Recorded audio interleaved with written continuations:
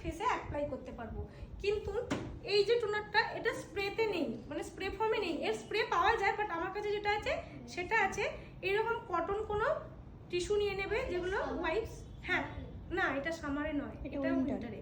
তো এইভাবে নিয়ে এর মধ্যে দেবে, দিয়ে এটা এইভাবে অ্যাপ্লাই করবে, এবং এইভাবে অ্যাপ্লাই করার পর হালকা করে রাব করবে। এই যে হালকা করে রাব, এই যে এই হালকা রাবটা এইরকম করে দোলে দোলে কখনোই করবে না, 1 নম্বর।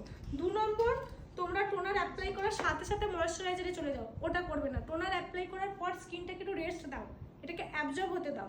দরকার হলে হাত পাখা করো বা চার্জার ফ্যান ইউজ করো, ফ্যান চালিয়ে দাও, দিয়ে তুমি এটাকে ড্রাই করো, তারপর ময়েশ্চারাইজার যাবে।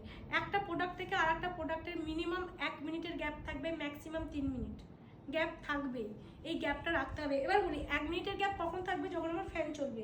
যদি ফ্যান না চলে, শুধুমাত্র এরকম ছেড়ে দিচ্ছি, দেখো এটা এখনো অ্যাবজর্ব হয়নি, তার মানে এটা 2-3 মিনিট পর্যন্ত আমাকে ওয়েট করতে হবে। এবার যেটা